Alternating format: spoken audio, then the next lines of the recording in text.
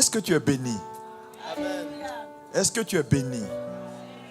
Je veux vraiment remercier Dieu pour chacun d'entre vous. S'il n'y a pas de place, il faut mettre des chaises. Amen. Mettez une rangée comme ça pour ceux qui viennent. On ne va pas être trop long. Depuis ce matin, nous sommes dans la présence du Seigneur. On a eu un culte formidable. Et si tu n'as pas été là ce matin, je veux t'encourager à rechercher le message de ce matin qui, pour moi, est un message que je crois que tout enfant de Dieu, si tu es un enfant de Dieu, tu dois écouter. Si tu es un enfant de Dieu, tu dois écouter. Vous savez, je vais vous dire, à un moment donné, quand vous grandissez avec Dieu, ne déposez pas votre vie n'importe où. Je vais être honnête avec vous. Parce que la vie, elle coûte cher. Ne la déposez pas n'importe où. Parce que quelqu'un peut bousiller votre vie. Le temps de la réparer, vous avez perdu 10 ans. Il y a trop d'apprentis. Apprentis. C'est comme les apprentis médecins. Tu vas te mettre dans la main d'un faux médecin, il va te faire une mauvaise chirurgie, il va te déplacer ta trompe là, il va mettre à gauche, il met l'autre dans ton cerveau et puis c'est terminé. Oui. C'est pourquoi les affaires spirituelles, il n'y a pas d'émotion là-dedans. Je vois des gens je suis des gens par émotion. Comment tu peux suivre quelqu'un? Non, c'est mon cousin, c'est mon frère, on est ensemble, on mange. Tu es perdu. Tu es perdu. Les choses spirituelles, il n'y a pas d'émotion. Il n'y a pas d'émotion. Quelqu'un va bousiller ta vie pour rien. Il y a tellement d'apprentis de gens qui se cherchent. Droite de leur gauche, ils ne connaissent pas. Et puis ils sont là, ils disent, ah non, je suis pasteur. Ils s'improvisent, ils mettent des gens et puis tout le monde dit, allons-y. Faites très attention. Vous êtes dans un pays difficile. Il faut gagner du temps. Il faut gagner du temps. Il faut gagner du temps. Je ne vais pas être long comme j'ai dit. Je vais prier pour vous tous. Je l'ai promis au Seigneur, je vais prier. Le prophète est là, on va prier pour vous ensemble, tout à l'heure. Et Dieu fera quelque chose. Mais je veux que tu saches que tu n'es pas d'abord ici par hasard. Il y a quelque chose que Dieu est en train de changer dans ton ciel. Vous savez, la parole est tout près de toi, dans ta bouche et dans ton cœur, afin que tu la mettes en pratique. Il dit, elle n'est pas de l'autre côté pour dire qui ira chercher cette parole.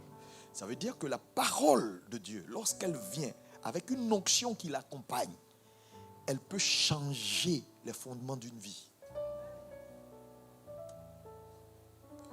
Je sais que quand je vais quitter ici, les témoignages vont suivre. Non. Je le sais parce que Dieu me l'a dit.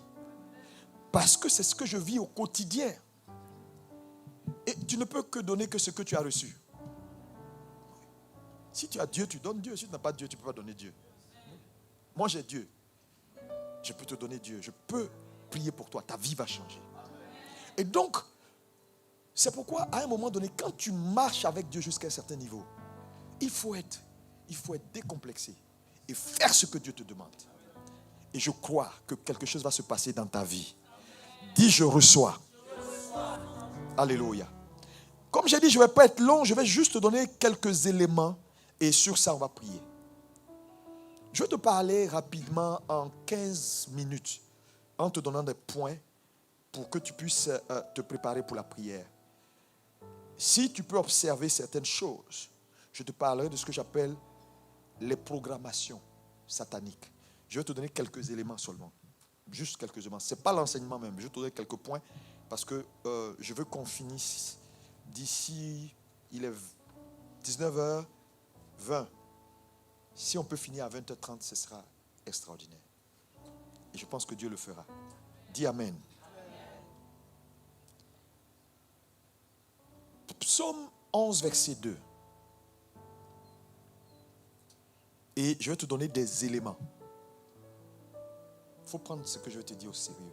Je te donne des éléments.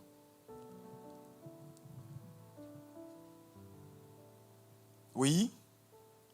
Psaume 11 à partir du verset 2. Car voici les méchants bandent l'arc. Les méchants bandent l'arc. Voici les méchants bandent l'arc. Oui. Ils ajustent leurs flèches flèches sur la corde Ils ajustent leurs flèches sur la corde pour tirer dans l'ombre sur ceux dont le cœur est droit. Ce verset-là me fait bizarre. Ça dit que voilà des gens qu'on appelle des méchants. Et ils bandent leur arc. Ils ajustent leurs flèches pour tirer dans l'ombre sur les gens dont le cœur est droit, c'est-à-dire les justes. Tu leur as fait quoi? Rien. Leur nom, ce sont les méchants. Il y a des gens qu'on appelle les méchants. Si tu ignores ça, tu n'as rien compris de la vie chrétienne. Frère, la vie est faite de méchants. 2 Samuel 11, verset 3. Oui, 2 Samuel 11, verset 3. David fit demander qui était cette femme. Et on lui dit, Oui. n'est-ce pas Bathsheba, fille d'Eliam, fille d'Uri, le Héthien? Et David envoya des gens pour la chercher. Oui. Elle vint vers lui et il coucha avec elle. Après s'être purifiée de sa souillure, elle retourna dans sa maison. Cette femme devint enceinte et elle fit dire à David, je suis enceinte. Merci. Vous connaissez le reste de l'histoire. Mais j'ai lu ça pour vous montrer jusqu'à où les programmations sont réelles. Parce que tout ce que nous sommes en train de dire là, le livre maintenant là, c'est une programmation. David s'est levé un matin. Il est allé se balader juste sur sa terrasse et il a vu cette dame. Et vous connaissez la suite de son histoire. Il était comme téléguidé à faire certaines choses. Alléluia. Termine, pasteur, avec Luc 22, verset 31. Luc 22, verset 31. Oui. 31. Le Seigneur dit, Simon, Simon, Satan vous a réclamé pour vous cribler comme le froment. Mais j'ai prié pour toi, afin que ta foi ne défaille point. Et toi, quand tu seras converti, affermis tes frères. Quand tu seras converti, ça veut dire marcher avec le gars là, il n'est pas converti.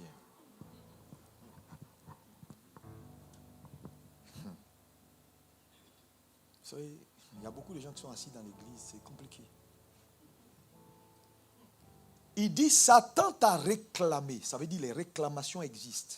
Mais je vais vous montrer tout à l'heure quelle est la place de la réclamation dans le processus de programmation. Merci. Quelques minutes, je vais te donner des points, je veux que tu retiennes.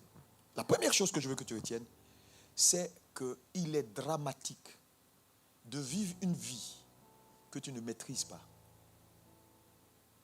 Il est dramatique de vivre une vie que tu ne contrôles pas.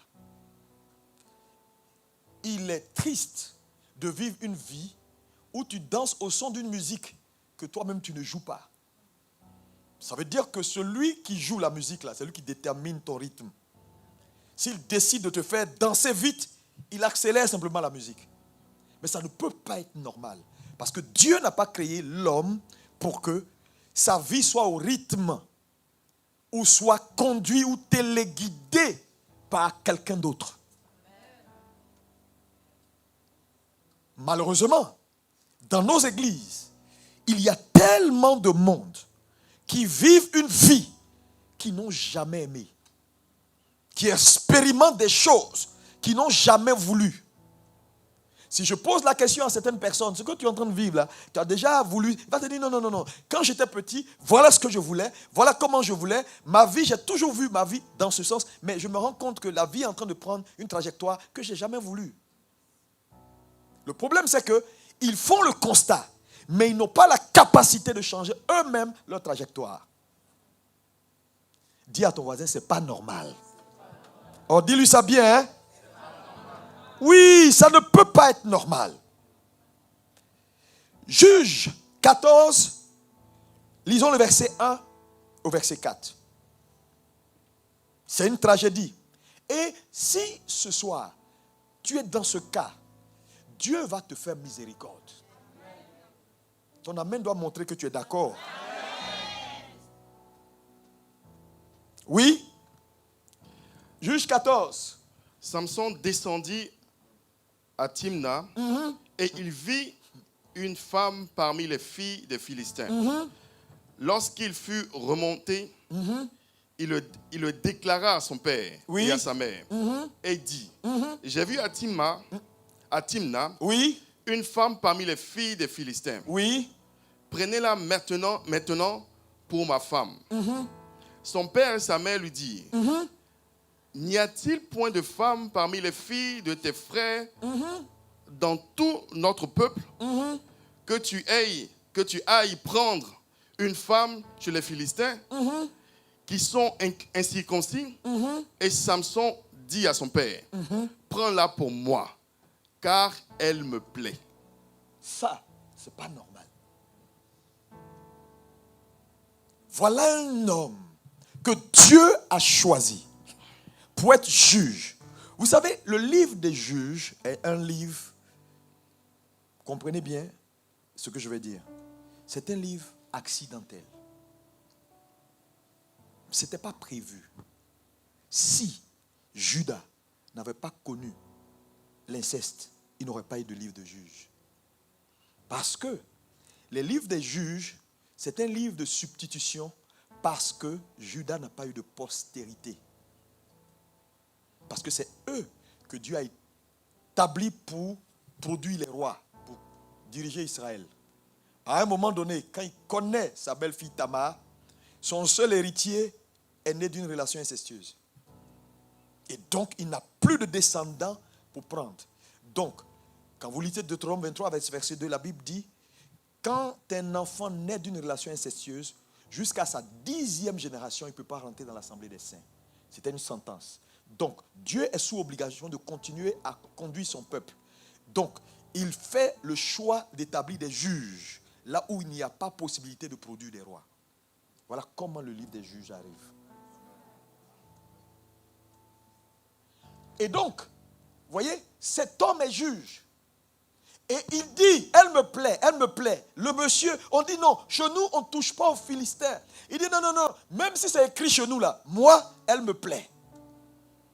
Je déclare, je dis, au soir de ta vie, ça ne sera pas des pleurs et des regrets. Je dis, au soir de ta vie, ça ne sera pas des pleurs et des regrets au nom de Jésus. Oh, dis-moi amen et reçois. Frère, il y a des choses qui sont réelles. Il y a des choses qui sont exactes. Il y a des gens qui ont quitté leur pays, qui sont venus ici, là. Frère, vous savez, ce n'est pas toute promotion ou ce n'est pas tout ce qui semble être une bénédiction qui enrichit. C'est la bénédiction de l'Éternel qui rend riche. C'est pourquoi il faut faire très souvent la différence entre la bénédiction et la richesse. Parce que c'est deux choses différentes. Ouais. Et donc, la Bible déclare que cet homme décide de prendre une femme qui était une femme d'une culture que Dieu n'en voulait pas. Regardez, vous savez, cette histoire-là, j'aime raconter parce que c'est une histoire vraie. Toutes les histoires que je te donne, c'est des histoires vraies. Des histoires vraies qui sont déroulées en Afrique. Ce jeune homme qu'un pasteur a rencontré dans une prison. Et le pasteur allait faire l'évangélisation et il arrive, il trouve un jeune homme de 8, 9 ans, 11 ans, quelque chose comme ça. Il dit, oh, mais toi, tu fais quoi ici? Le petit dit, non, il a pris 25 ans de prison. 25 ans de prison à 11 ans. Mais qu'est-ce que tu as pu faire pour prendre 25 ans de prison? Et le jeune homme est là, il est hésitant. Et puis il dit au pasteur, bon écoute, en fait, j'ai violé une femme. Ah, le pasteur le regarde, tu as violé une femme. Encore là, le pasteur n'était pas choqué. Maintenant, il ajoute, c'est une femme de 81 ans. Et le pasteur dit, mais qu'est-ce qui peut t'amener à violer une femme, une vieille femme de 81 ans?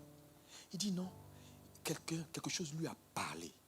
Et la chose lui a dit, s'il viole la dame là, il va s'en sortir dans la vie. Donc il était comme hypnotisé, jusqu'à violer la dame. C'est quand il a fini de la violer qu'il est revenu en lui-même. Ça, tu vas me dire que c'est un jeu? Une histoire vraie. Mais à quel moment il va sortir? Tu as déjà à peine 11 ans. 25 ans, tu sors à quel âge? Pour une affaire de... Quelque chose m'a dit, quelque chose m'a pris. Et j'ai violé cette vieille femme. Et le pasteur a commencé à vraiment être désagréable avec le peuple. Il dit, mais attends, mais si tu veux violer une femme, viole au moins les femmes de ton âge. Ça ne va pas dans ta tête. Et le petit là, il regarde le pasteur, il ne sait même pas de quoi le pasteur parle. Parce qu'en fait, il sait que ce n'était pas lui. Frère, il y a des choses que vous faites. Et c'est après que vous vous rendez compte que ce n'était pas moi. Moi, je connais des gens qui fument, ils finissent de fumer. Mais j'avais décidé de ne plus fumer. Ou ils finissent de sortir avec une femme, et puis c'est après ils se rendent compte que, mais pourquoi je l'ai fait? Mais quand les actes d'un homme ne sont plus sous son contrôle conscient, il est contrôlé. Tout acte que tu poses, qui sort de ta conscience, tu es contrôlé. Ça dit, tu finis de faire et puis après tu regrettes. Tu finis de faire, après tu dis, pourquoi j'ai fait? Mon ami, tu es contrôlé. Et on a également un cas comme ça d'un monsieur qui voulait le succès. Ça s'est passé au Nigeria. Il voulait réussir sa vie. Et puis, bon, il est allé consulter. Et quand il allait consulter le féticheur, il faisait ce qu'on appelle, il était dans l'athlétisme. Dans l'athlétisme, il courait tout ce qui est match, c'est-à-dire course, tout ça. 100 mètres plat, c'était les 100 mètres là, rapidité, il était sa spécialité. Il allait voir le féticheur et il dit, il veut gagner ses courses. Le féticheur dit, ok, il n'y a pas de souci, tu vas gagner tes courses, mais voilà ce qu'on va faire. Dans le fétiche que je vais faire pour toi, ce sera un serpent. Et à chaque fois que tu vas courir, jette un coup d'œil derrière toi, tu verras le serpent. Si tu le vois, il va commencer à te poursuivre, donc tu vas aller très très vite. Et donc, il a gagné toutes ses batailles. Sa vie a été une vie de... Tu vois, ses trophées sont partout, hein? Des trophées partout. Et un jour, au soir de sa vie, il a vieilli, il était fatigué. Et il voulait maintenant arrêter. Et il repart voir le féticheur pour dire au féticheur, écoute, je vais arrêter maintenant. Il faut que tu fasses un truc pour que le serpent là parte. Parce que je ne peux plus courir. Et le féticheur lui dit, non, ce n'est pas possible. Le jour où tu arrêtes de courir, il va rentrer en toi. Et le serpent est entré en lui. Parce qu'il ne pouvait plus courir. Et le serpent l'a rattrapé et est entré en lui. Et il est devenu fou. C'est des réalités. Faites attention. La vie n'est pas simple. Hein? Le monde que vous voyez là, il y a un monde spirituel qui est dense. Il faut lire mon livre sur la réalité du monde des esprits. Tu vas comprendre que, frère, si on te parle de la démographie du monde spirituel, eh bien, il n'y a rien ici sur la terre. Quand on dit au commencement, Dieu créa les cieux, c'est le monde spirituel. Il créa le monde des esprits. C'est un monde complexe. Complexe. C'est pourquoi je vous dis la vérité. Faites attention. Faites très attention. La spiritualité est un champ ouvert qui est très large. Et je donne ce conseil à toute personne qui sert Dieu. Vous êtes pasteur, vous êtes entré là. Parce que Dieu peut tout faire, je dis. Dieu, parce que quand vous entrez dans le sacerdoce et que vous grandissez jusqu'à un certain niveau, vous entrez en contact avec le monde spirituel. Mais quand vous entrez en contact avec ce monde, vous n'êtes plus limité. Hein. Ce n'est pas un contact où on te donne un petit compartiment. Hein. Tu as une ouverture large sur le monde spirituel. Maintenant, c'est à toi de grandir pour comprendre que tout ce qui est possible n'est pas permis.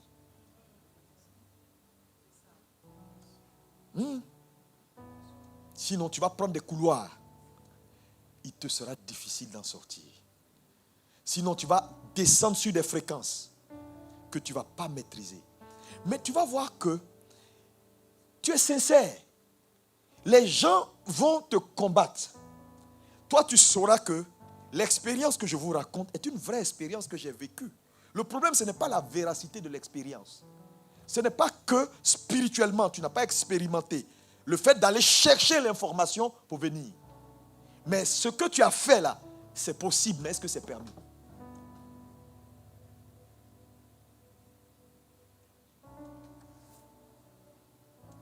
C'est pourquoi enseigner les chrétiens, c'est important. Hein? Tu vas te perdre. Dieu, ça ne gênera pas le Seigneur.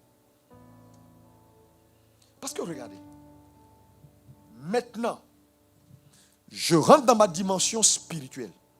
Je peux avoir accès à des informations auxquelles, en temps normal, si je dois demander à Dieu, il va me dire, tu n'en as pas besoin. Mais moi, je peux avoir accès parce que c'est possible. Mon esprit, qui a grandi jusqu'à un certain niveau, peut voyager dans ta maison, peut faire certaines choses. C'est légitime. Parce que, écoutez, je suis un homme spirituel. Mais est-ce que là où je m'en vais là, c'est bon? C'est ça en fait. C'est pourquoi la plupart des prophètes sont, c'est-à-dire les gens les combattent. Mais les gens les combattent parce qu'en réalité, ce n'est pas forcément parce que ce qu'ils font est mauvais. Non. Mais quand tu n'as pas reçu de balises et tu n'as pas été formaté jusqu'à un certain niveau, tu vas vivre des expériences qui sont de vraies expériences spirituelles. Sauf que elles ne cadrent pas avec ce qui est permis. Et les gens vont te combattre pour rien, ils vont t'insulter. Et toi, tu seras triste parce que en réalité, tu n'as pas triché. Tu as vu. Et tu vas te défendre. Frère, donc les choses spirituelles sont réelles. Quelqu'un me dit c'est réel.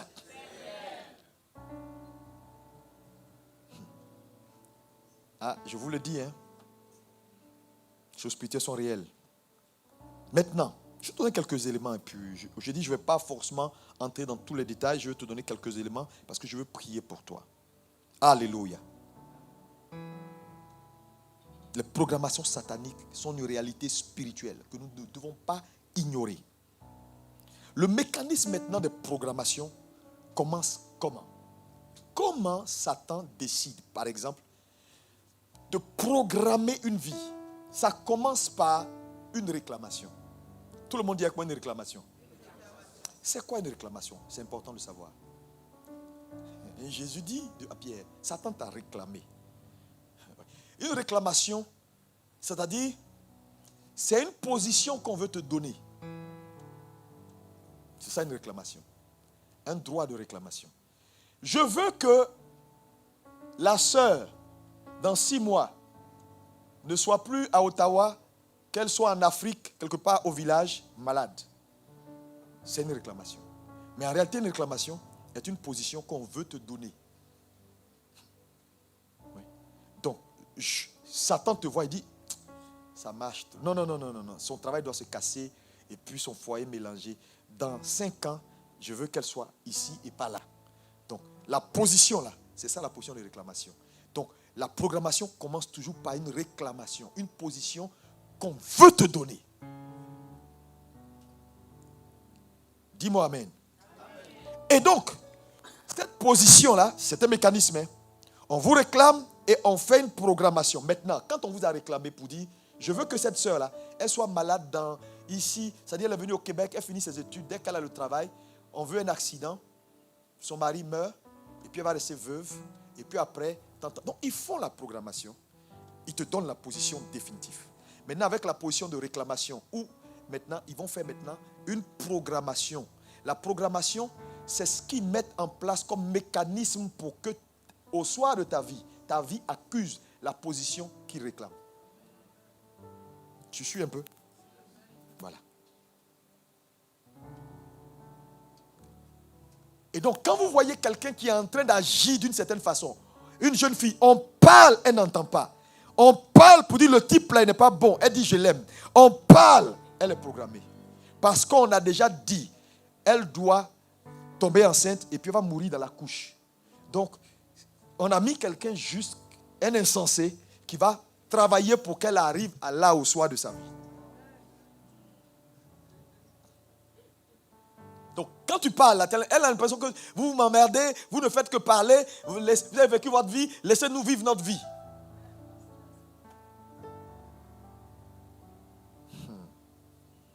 Alléluia. Donc, c'est important. Les réclamations commencent et on envoie la programmation maintenant pour aboutir à la fin, à la réclamation. Le monde spirituel est réel. Dis à ton voisin, le monde spirituel est réel. Maintenant, c'est quoi une programmation? C'est important. La programmation, c'est mettre en œuvre un programme censé se dérouler seul. Dis avec moi, mettre en œuvre un programme censé se dérouler seul. La notion censée se dérouler seul est importante. Ceux qui font l'informatique savent ce qu'on appelle la programmation. Vous voyez que la plupart des mails qu'on reçoit du gouvernement, on dit on ne peut pas répondre là. C'est des programmations. Tu fais, il va te répondre, il va te dire non, non, non. Tout est programmé. C'est-à-dire, le monsieur, il dort et puis tout travaille seul. C'est ça une programmation. Satan, il finit son affaire et puis ça va boire du thé en Chine. Et toi, tu te débats ici à Ottawa. Donc, c'est un programme censé se dérouler seul.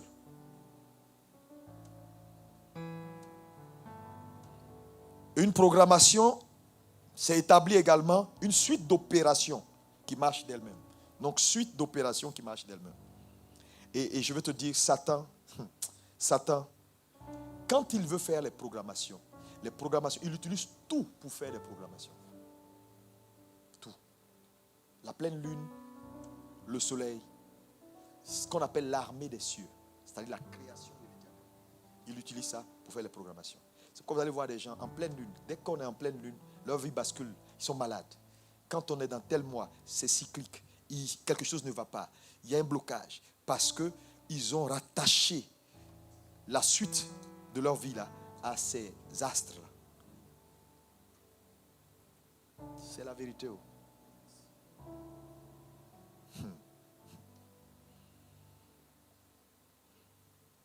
Alléluia. Quand vous prenez par exemple l'année 2022, quelles sont les personnalités les plus importantes qui sont mortes en 2022 ici au Québec, en général au Canada, que vous connaissez, qui vous a choqué, ça t'a choqué, même disons dans le monde entier. Personnalité 2022 qui est partie et puis ça t'a choqué. C'est qui? Bon, elle était vieille. Hein? Mais quand tu regardes les personnalités, ça t'a choqué. Tu dis, mais le gars est mort. Pendant la Covid, là, moi j'ai vu des gens mourir en temps normal, sincèrement. Ils ne pouvaient pas mourir parce qu'ils avaient l'argent quand même pour se protéger, non? Le président de Marseille, il y a eu des gens qui sont morts, frère. Les 3 dernières années, là. Si on m'avait dit, j'allais dire non, lui là, il ne peut pas mourir. Ils sont morts n'importe comment.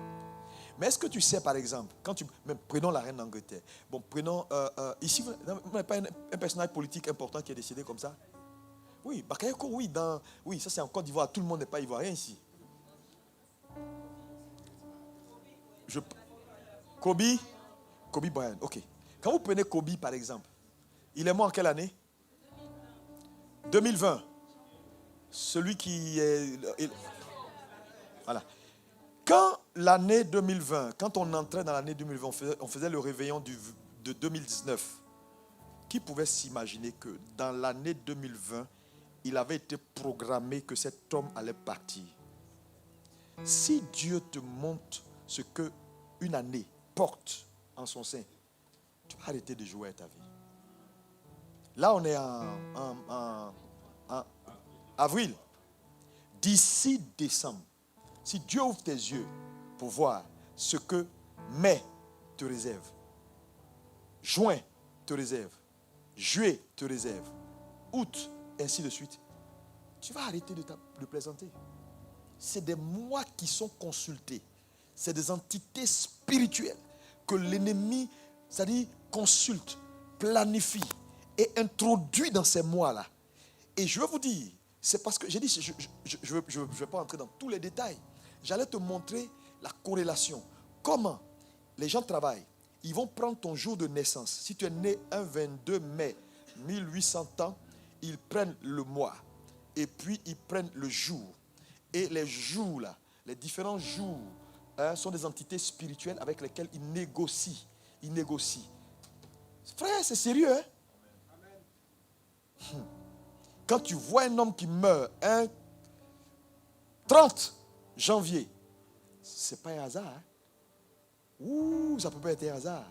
Ça dit, il y a eu des transactions spirituelles qui ont abouti à l'acceptation de cette date-là comme la date favorable pour exciter sa vie du monde naturel. Alléluia, ça mange ici. Oh, alléluia, chantons, dansons. Frère, ça n'a rien à voir. Ça n'a rien à voir avec. Il faut être un homme spirituel. Il faut comprendre que ces choses sont réelles. Il faut anticiper. Quelqu'un me dit anticipation. On ne prie pas une fois et puis c'est fini. On dit, j'ai prié pour toute l'année. J'ai bombardé aujourd'hui. C'est pourquoi, vous savez, l'islam, excusez-moi, mais l'islam, c'est un peu bizarre. Souvent, je demande si, bon, je ne veux pas, on est en direct. Sinon, comment on peut prier, puis la prière, c'est pour 1000 ans. Moi, je ne comprends pas cette logique. À chaque jour suffit sa peine. Frère, à chaque jour suffit sa peine. Jésus a dit, il faut prier. Dites, donne-nous notre pain quotidien. C'est-à-dire, quand tu as fini le quotidien, demain il y a son quotidien. On ne peut pas arriver à un point dans la vie où on dit, je suis exempt, c'est terminé, moi je ne prie plus, il n'y a plus de problème, j'ai tout fini. Non! Tu dois rester en alerte. Satan n'aime pas ce qu'on est en train de faire ici. Quand on prophétise là, par exemple, on dit, pasteur, voilà ce que Dieu veut faire pour vous, Ottawa. Voilà ce que je vois. Dans les années à venir, d'ici peu de temps, cette église sera une méga church dans cette ville. Dieu me l'a montré hier nuit. Ce que Ottawa va devenir là, c'est grave. Mais quand Dieu parle, vous devez commencer à avoir peur. Parce que je vais vous dire la vérité. Satan n'est pas omniprésent, n'est pas omniscient. Je ne sais pas comment expliquer ça pour que vous me compreniez bien. Aimer les prophéties et en même temps détester les prophéties. Je m'explique. Est-ce que vous savez que pour la plupart du temps, c'est quand on prophétise sur vous qu'on donne des informations à Satan? Oui?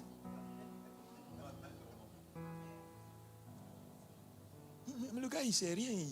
Quand on dit, ah bon, il va devenir ça. Ok, il va devenir ça. Allez, demande de temps. Allez, on se met en mouvement. C'est pourquoi souvent, c'est mieux. Il ne faut rien dire. Je ne veux pas avoir de problèmes. Quand Dieu parle à Marie et dit la postérité de la femme va écraser la tête du serpent, c'est prophétique. Il parle de Jésus, qui est la postérité de la femme, qui viendra écraser la tête du serpent. C'est là où Satan reçoit pour la première fois l'information que quelqu'un arrive pour le frapper. Mais à partir de là, Satan met... Lisez la Bible. Quand vous prenez l'Ancien Testament, c'est tout ce que Satan va faire pour que la postérité de la femme n'arrive pas. C'est tout. Et l'Ancien Testament, c'est tout ce que Dieu va faire pour avorter les plans de Satan pour que la postérité de la femme arrive. Voilà le résumé de la Bible.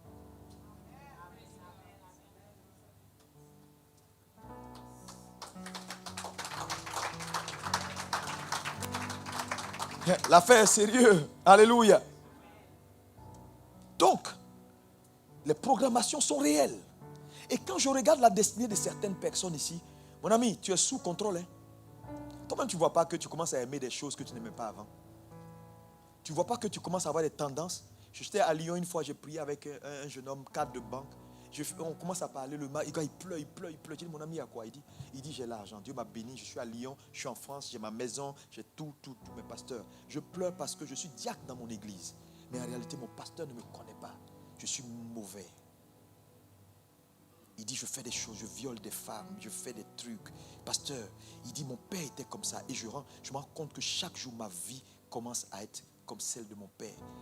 C'est pourquoi je pleure, parce qu'en réalité, je présente quelque chose que je ne le suis pas. Quand il m'a dit ça, mon cœur s'est brisé. Il dit, pasteur, aide-moi. Il pleure. Il dit, pasteur, aide-moi. Il pleure à chaudes larmes. Il dit, pasteur, aide-moi. Je dis, hé. Personne ne sait. Il dit, personne ne sait, pasteur. Mais je viens à l'église, j'attrape les choses. On dit le diacre et puis je marche comme ça. Satan l'a capturé. Quand tu commences à avoir des tendances, il faut venir voir ton pasteur. La vie est bizarre, hein? La vie est bizarre. Je vais prier pour vous. Je vais vous laisser entre les mains du Seigneur. Dieu fera son travail. Je te donne quelques éléments de programmation. Numéro 1, catégorie de programmation. Numéro 1, lavage de cerveau, perte de mémoire. Tu es là et puis un coup, tu vois du bleu, tu ne comprends rien. Ta vie ne marche plus. Tu faisais des études, maintenant tu comprends. Toi qui étais brillant, tu es nul. Je ne vais pas aller dans le tas, je cite les points. Changement brusque d'attitude dans le mauvais sens. Programmation. Jeune fille bien calme, maintenant un coup, c'est l'affaire des garçons qui est dans sa tête. Elle se plaque. Elle qui aimait s'habiller correctement. Maintenant, si elle rentre dans un magasin, si ce n'est pas jean qui est serré jusqu'à ses fesses, c'est-à-dire qu'elle ne peut pas. C'est-à-dire, qu'est-ce qui t'arrive? Tout à coup, pourquoi tu aimes la nudité? Pourquoi? Tu vas me dire, non, c'est cool. Ce n'est pas une affaire de cool. Satan l'a pris. Quand elle rentre dans un magasin, ou dans, je ne sais pas, à Winner, elle regarde, c'est-à-dire c'est les rayons où les trucs sont serrés et le dos est dehors. Quand tu parles, vous exagérez, chez vous tout est diable, tout est diable. Ça là, ouais, diable là. Elle n'était pas comme ça avant. Donc quand tu vois un changement brusque dans la vie de quelqu'un qui commence à aller dans le mauvais sens, il faut prier pour la personne. Je vous dis, tu es une dame bien qui aimait se cacher, un coup, esprit de séduction. Quand elle te voit et te salue, sa main traîne dans tes mains. Oui. Laisse ma main, madame. Qu'est-ce que tu as attrapé ma main et puis elle fait oui, ça va, pasteur. Mais qu'est-ce que tu as? Laisse mes mains. Et puis tes yeux sont comme ça.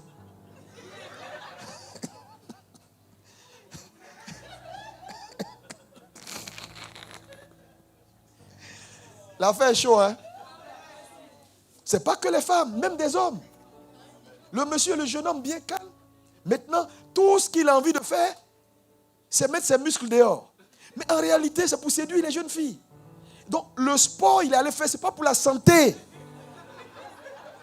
Il s'inscrit parce qu'il veut des muscles. Maintenant, quand il dirige, il dit non, les costumes là, c'est trop gros. Il met, et puis c'est conflit. Et puis, alléluia. Et puis les soeurs assis. Pasteur, Dieu me parle. Le frère continue. Programmation satanique. Quand tu vois un homme qui commence à faire des choses qui ne sont pas des bonnes choses, mon ami, il faut prier pour lui.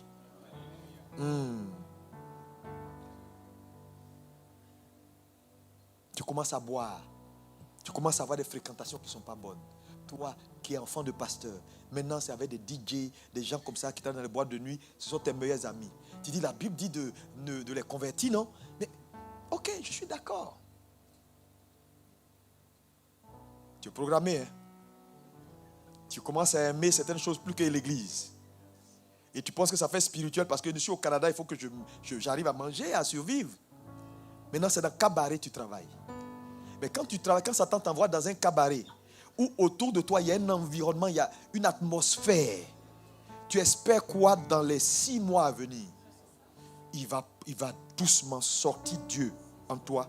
Mais Satan est très patient, très calme. Il dit non, tu es venu pour tes études. Continue tes études, fais ton combo. Même si on te donne le boulot dimanche matin, dis au pasteur, je suis là pour mes études, j'ai besoin d'argent. Le cabaret, je travaille les samedis jusqu'à 6 heures du matin, pasteur. Je te donne 1 an et tu vas voir que tu seras pire qu'un païen. Non, tu sais, je vais te dire, en physique, l'environnement est très important parce que c'est elle qui détermine la culture des bactéries, ainsi de suite. Parce qu'il y a les échanges. Les échanges se font d'environnement en environnement. Quand Satan te positionne dans un environnement qui n'est pas le bon, c'est parce qu'il veut faire un transfert. C'est-à-dire, il veut sortir ce qui est en toi et puis faire entrer autre chose en toi. Mais c'est un peu comme, je cherche on dit, ceux qui ont fait la physique, pH, quand le pH d'une solution est supérieur au pH de son environnement, le mouvement, c'est de d'où à où. Le mouvement se fait du pH qui a le potentiel le plus fort. C'est-à-dire, on peut prendre de l'eau d'un environnement et le faire venir dans un autre environnement si le pH de l'environnement est beaucoup plus fort. C'est comme ça que Satan travaille. Et c'est le même principe que Dieu utilise. C'est pourquoi Dieu parle des mauvaises compagnies qui corrompent les bonnes mœurs. Parce qu'une compagnie n'est pas qu'une compagnie. Une compagnie a à voir également avec une atmosphère. Que la personne qui marche désormais avec toi dégage.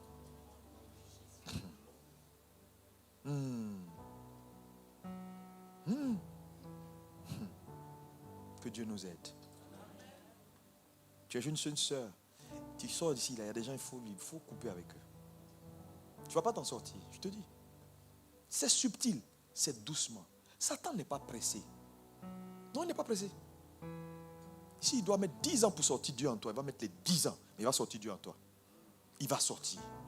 Il va sortir. Il faut veiller sur toi. L'argent, c'est bon. Avoir une position, c'est bon. Mais avoir la paix avec Dieu, c'est mieux. La paix avec Dieu, on ne peut pas monnayer ça. Parce que dites-moi, tout ce que vous faites ici, dis-moi, tu as quoi que nous qu'il faut? On ne fait pas ça là, on n'a pas. Tu as quoi? Dis-moi, qu'est-ce que tu as de plus? La Bible dit, autant tu cours là, il en donne à ses fils, ses enfants qui sont couchés et qui le craignent. Est-ce que tu connais Dieu? Est-ce que tu connais Dieu? Il va te frustrer. C'est là que tu vas comprendre que mieux vaut s'asseoir à ses pieds.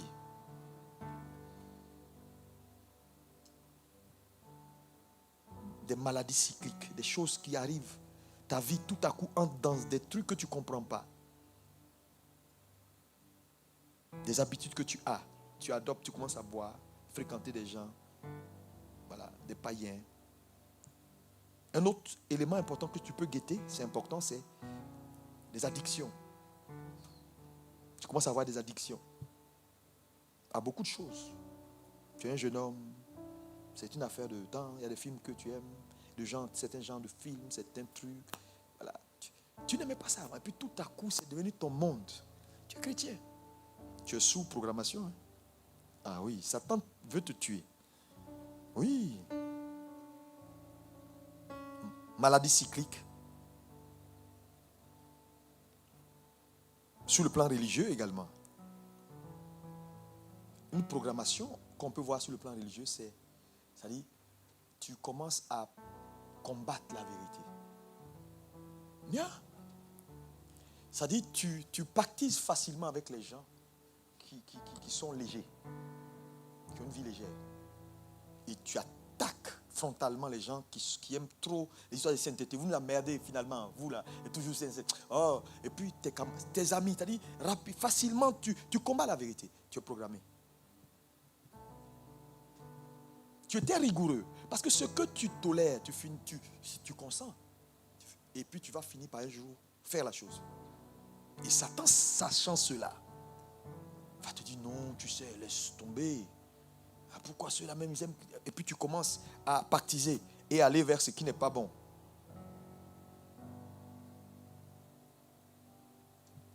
Il y en a beaucoup, hein, je ne vais pas tout te citer. La sorcellerie. Quand Satan t'attaque et programme ta vie, il vise une seule chose que Jésus a dit dans Jean 10:10. Égorger, dérober et détruire. Tout le monde dit quoi? Égorger, dérober et détruire. Ces trois choses-là veulent dire tout. Dévier ta trajectoire. Détruire ta vie. Ton futur. Te rendre mondain et tu finis carrément clochard, pauvre, misérable.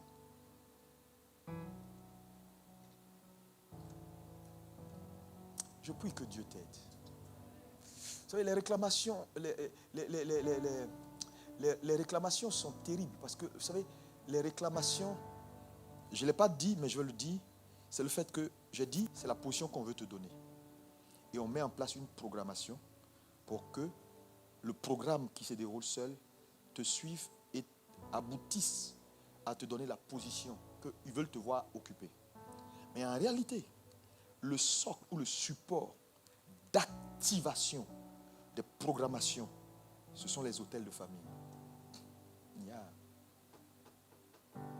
C'est pourquoi vous allez voir que la plupart du temps, si certaines choses ont été dans vos... Il y a des schémas démoniaques, par exemple, qu'on peut voir dans vos familles. Des schémas démoniaques, générationnels. Parce qu'il y a des familles qui ont des schémas démoniaques générationnels. Par ces schémas-là, on peut les définir. Parce qu'on voit dans leur lignée, c'est des schémas qui se promènent de cousins. Ça rentre ici, ça sort ici. On dit, là-bas, là, cette famille-là, c'est des mères célibataires avec enfants. Ça se voit beaucoup. Quand ça devient 2, 3, 4, 5 mères célibataires avec enfants, il ne faut pas prendre pour juste jouer. Parce que le passé de quelqu'un peut devenir ton futur. Ah, ma tante est comme ça. Ah, mais ma tante là, faut pas jouer avec.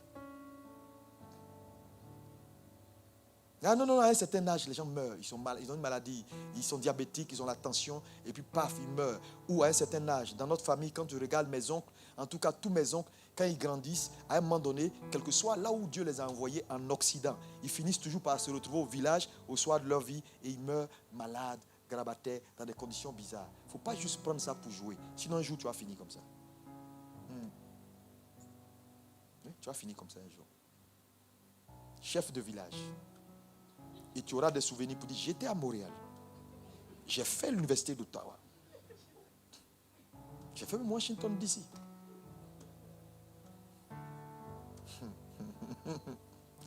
Alléluia! Satan est méchant. Dis avec moi, Satan est méchant. Je vais te donner quelques signes et puis on va prier. J'ai promis qu'on va finir. Quelques signes qui montrent que ta vie est sous programmation. Numéro 1, insatisfaction de ta position. Tu n'es pas satisfait. Je vous dis, la satisfaction est l'un des signes importants dans la vie. La Bible dit, et Dieu créa le monde en 6 jours. Et le 7e jour, il se reposa. Le mot littéral qui traduit le mot repos, c'est et Dieu fut satisfait. Ce n'était pas fatigue.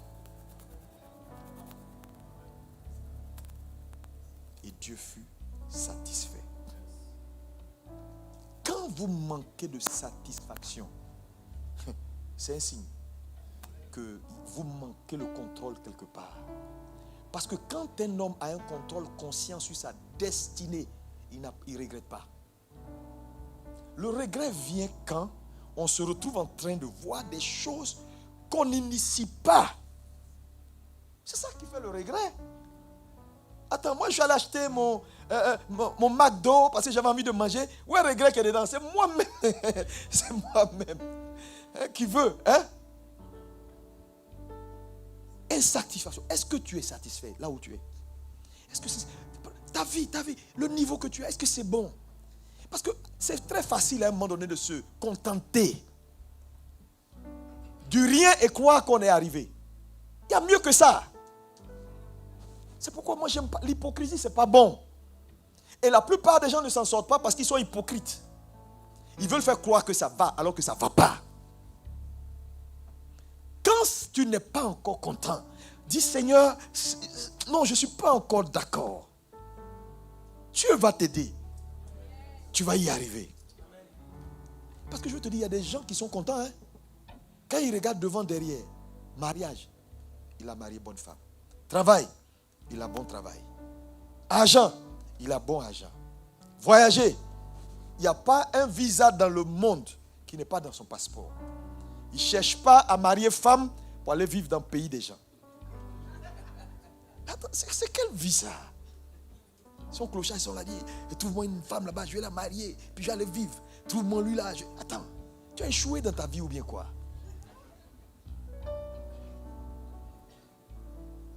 J'ai un pasteur comme ça qui a fait ça. Que je connais, c'est pas quelqu'un que je le connais, il est venu me voir. Et il me dit, ah pasteur, vraiment, le ministère est dur en Afrique. Mais sur Internet, j'ai rencontré une jeune dame, elle est gabonaise. On prie ensemble, mais pasteur, elle m'allait bien. Je lui ai dit, tu es sûr? Il dit, pasteur, elle est bien. J'ai dit, ok.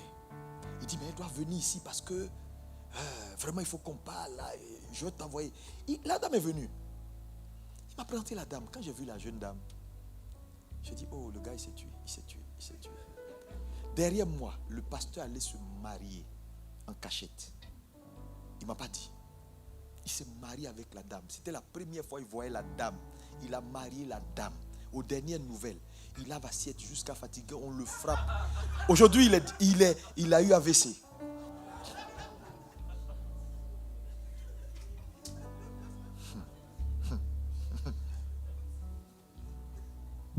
Quoi? La dame le frappe. J'ai dit, un jour, il a appelé un de mes collaborateurs. Il dit, ces bagages, il est dehors, il fait froid. J'ai dit, tu n'as rien vu encore. Quand on vous parle, vous n'écoutez pas. Parce que quand vos yeux là, Satan vous a pris là. J'ai tout dit. Mais ce jeune homme avait, tu vois, le jeune homme avait de l'avenir. À un moment donné, je lui ai même dit, toi, tu vas aller loin. Il est brillant, il est intelligent, organisateur. Il vient dans cette église-là, mais organisateur. Il allait se mettre une jeune gabonaise, indépendante d'esprit. Parce que les dames, à un moment donné, quand elles deviennent indépendantes, leur espace, c'est pas négociable. Elle a déjà tout fait seule. Elle s'est réalisée seule. Elle a tout fait seule. Quelle valeur ajoutée tu vas envoyer? Parce que l'affaire d'aller dormir là, quand vous allez faire ça une semaine, maintenant il n'y a plus de challenge. Maintenant, la réalité là, ça sort dans vos yeux comme ça. Pipim.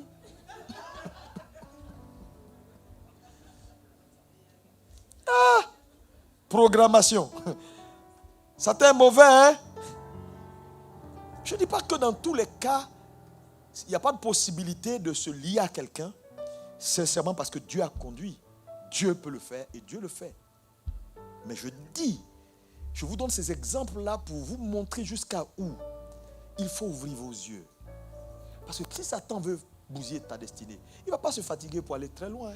C'est des petits trucs, il va te dire non. Je connais un collaborateur par exemple, là qui était mon collaborateur. Il était destiné à être un de mes pasteurs. Quand il prend le micro, il dirige. Tu sais que le monsieur a un appel. Un jour, il vient me voir au bureau, il dit que sa société, la Banque mondiale, a racheté quelque chose dans sa société et lui, on l'a pris. Il est désormais maintenant cadre de la Banque mondiale et il doit aller au nord de la Côte d'Ivoire pour travailler à Korogo. J'ai regardé le jeune homme, je lui ai dit, va prier. Il dit, ok. C'est quand quelqu'un a quelque chose dans sa tête, il prie ce qui est dans sa tête. Il vient me voir après, il dit non, quand il a prié, Dieu lui a dit, il faut qu'il parte. Je lui ai dit non, je suis ton père, il ne faut pas partir. Tu as trop d'avenir. Si tu vas là-bas à Korogo, il n'y a pas d'église. Il dit, mais pasteur, il y a beaucoup d'argent. La Banque mondiale me paye 10 fois ce que j'ai ici. J'ai assurance temps. Il m'a cité les avantages. À un moment donné, si tu dis non, on va dire les pasteurs qui n'aiment pas que leurs fidèles réussissent. Je dis ok. Il est parti. Il a laissé sa femme à Abidjan. Quelques mois après, sa femme vient me voir pour dire, mon mari n'appelle plus. Il m'appelle une fois en passant. Et qu'il est toujours pressé même quand il m'appelle. Parce qu'il s'est fait une petite là-bas. Non, écoute, il est seul. Quand il pleut, il fait comment?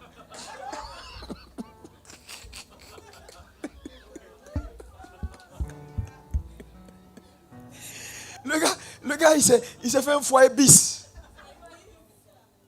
Un matin, j'ai dit, il a pourri la vie à sa femme. Un matin, sa femme est décédée. Oui, il a couru, il est rentré à Abidjan, il a enterré sa femme. Rapidement, et puis il allait vivre sa vie. Mais j'ai dit à cette femme, parce qu'elle était tout le temps, mon mari, il est parti. J'ai dit, réveille-toi. Le monsieur là est en train de partir. Tu ne vas pas te tuer pour lui. Ah, mon cœur. J'ai dit, cœur. Chère soeur, quelqu'un ne t'arrange pas là. Il ne faut pas te tuer. Oh. Tu vas mourir. La semaine prochaine, il va se remarier. 2 semaines, c'est beaucoup. Les gens sont méchants, hein? Je dis ces choses pour ouvrir tes yeux. Frère, c'est sérieux. Si tu n'es pas satisfait, Dieu va t'apporter la satisfaction aujourd'hui au nom de Jésus. Le décalage, un autre signe qui doit te montrer que quelque chose ne va pas. Le décalage entre tes attentes et ce que Dieu a mis dans ton cœur. Il y a toujours, tu sais que c'est pas ça. Toi, changement soudain, je l'ai dit, il y a trop de changements dans ta vie qui sont pas bons. Tu es devenu mondain, exhibitionniste. Tu aimes la nudité. Tu es sous programmation. Tu as des tendances à aller vers ce que Dieu n'aime pas. Tu étais quelqu'un de bien, d'honnête, de sérieux. Maintenant, tu as une tendance à tricher, à faire des trucs. Et c'est fort. Tu fais tout. Tu sais que tu n'as pas. Tu luttes avec. Tu luttes avec. Tu ne fais pas. En fait, tu n'es pas naturellement vrai. Tu es d'abord faux et puis tu tentes d'être vrai. C'est pas bon.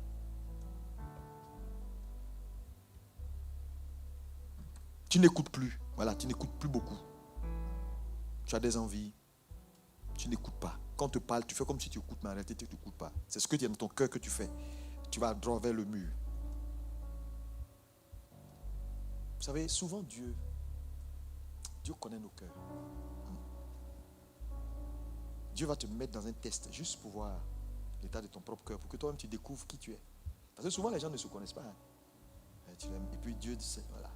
C'est pourquoi quand tu es un leader, tu es pasteur, il ne faut pas avoir de pression de donner de la promotion. Souvent même, retarde certaines promotions exprès pour voir. Tu es conscient que le temps du gars est arrivé. Retarde un peu. Tu vas découvrir un serpent que tu n'avais jamais vu. Quand il va te regarder en face pour te dire, mais tu prends les gens pour qui? On est ici depuis. Alors que c'était juste une affaire de la semaine prochaine, tu allais lui dire, je vais le faire. Il va te parler mal. Et tu vas mordre ton doigt pour dire, heureusement que je n'ai pas fait.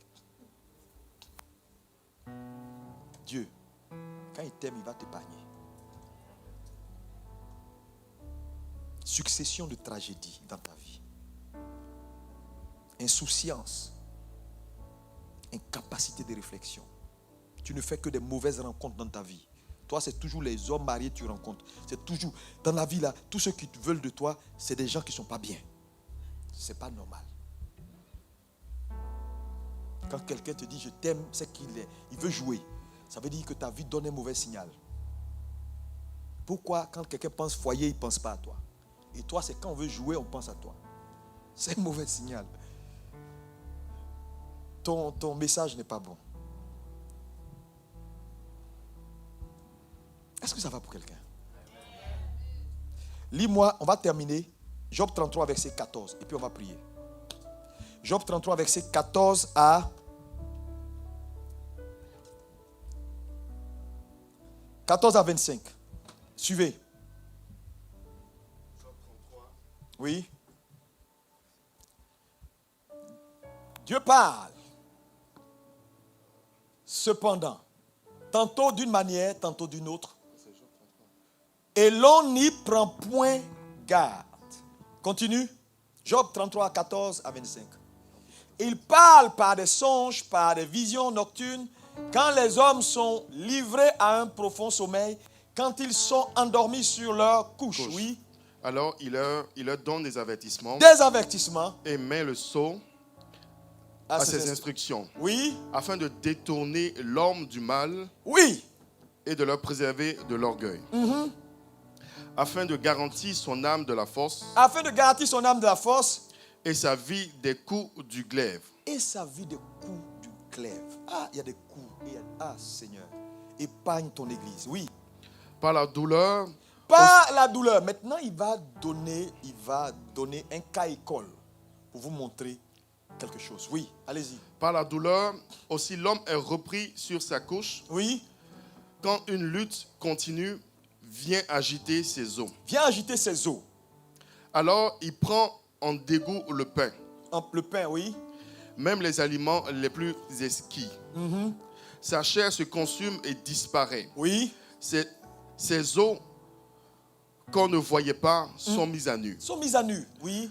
Son âme s'approche de la force et sa vie des messagers de la mort. Wow. Mais s'il se trouve pour lui un ange intercesseur, un d'entre les 1000 qui annonce à l'homme la voie qu'il doit suivre, Oui. Dieu a compassion de lui et dit à l'ange, délivre-le afin qu'il ne descende pas dans la fosse. J'ai trouvé une rançon. Amen. Amen. Donc, la prière qu'on va faire est très importante. Aujourd'hui, Dieu m'a envoyé, je suis là, comme l'ange, ce messager qui est venu pour que ta vie n'entre pas dans la fosse. Mais Dieu dit deux choses. Il parle du messager et il conclut pour dire que lorsque il a trouvé une rançon, quand une vie est réclamée pour la racheter, ce n'est pas juste des mots.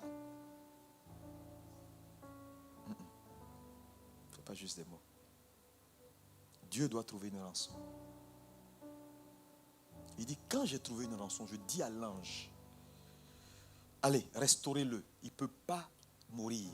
Il ne peut pas aller dans la fosse. Qu'est-ce que je veux dire? Tu connais ta vie. Tu sais que cette vie-là, il y a quelque chose quelque part qui n'est pas à sa place. Tu pries, tu es sincère. Je ne dis pas que tu n'es pas sincère. Tu es sincère. Mais la sincérité là, c'est quoi? C'est parce qu'on mange. Tu es sincère, mais tu ne t'en sors pas. Tu es sincère, mais ta vie est en train de partir. Là, tout le monde voit que ta vie est en train d'aller dans le mauvais sens. Tu es sincère, tu aimes Jésus, tu vas à l'église, mais on voit que voilà, tu risques de mal finir. Parce que mal fini là, ce n'est pas ta sincérité. Tu es une femme, tu es en train de devenir femme seule. Et la trajectoire est toute tracée devant toi pour devenir un jour comme maman ou comme papa ou comme tant. C'est là, toi-même tu vois. Il y a quelques exceptions qui ont tiré l'épingle du jeu. Mais je vous dis, dans cette affaire-là, il faut faire très attention. Tu peux même t'en sortir de façon passager. Tu ne veilles pas. Tu vas finir par devenir comme eux. Je connaissais une dame en Italie. Je suis allé une fois à Milan. Et j'allais souvent prier avec elle et son mari. Son mari était italien, elle était ivoirienne. Et sa mère, autour d'elle, toutes ses soeurs, mère célibataire, veuve, il n'y a pas de mari. Et un jour, je l'ai appelée, je lui ai dit, tu sais, il faut faire attention, tu es marié. Ta maman, il n'y a pas de mari. Ta soeur, il n'y a pas de mari. Là, il n'y a pas de mari. Toi, tu viens de te marier. C'est une grâce. Tu ne fais pas attention, tu vas finir comme eux. Oh, pasteur, non, moi je suis marié, mon mari m'aime, mon mari là, il m'aime. Et un jour, je repars. Le mari vient me voir, il m'appelle le soir. Il me dit, tu sais, j'ai perdu ma femme. J'ai dit, ah bon? Comment? Il dit, non, ma femme a changé. J'ai dit, mais elle a changé comment? Il dit, depuis un certain moment, elle est tout le temps sur Internet. Comme moi, je dors tôt, elle est couche tard. Elle est sur Internet jusqu'à 2h, 3h du matin. Mais souvent, je fais comme je dors et puis je la regarde. Elle parle. Mais elle est tout le temps en train de parler avec des hommes. Et puis elle fait comme ça. Regarde. Et puis elle monte ses seins. Regarde. Et puis le gars est couché là. Ça l'a blessé. Et un matin, il s'est levé. Il dit, il va quitter la maison pour un temps. Il est allé dans les montagnes. Il y a une pierre qui s'est détachée, qui l'a frappé, il est mort. Histoire vraie. Il est même venu à l'église me voir parce qu'il voulait être pasteur. Donc j'étais en train de lui donner des conseils. Il est mort. Aujourd'hui, cette femme est seule. Et il y a un boulevard devant elle pour devenir ce qu'elle voulait devenir. Maintenant, quand tu la vois, tu sais qu'elle est marquée. Parce que les jupes là, c'est ici maintenant. Je lui avais dit. Elle ne m'a pas écouté.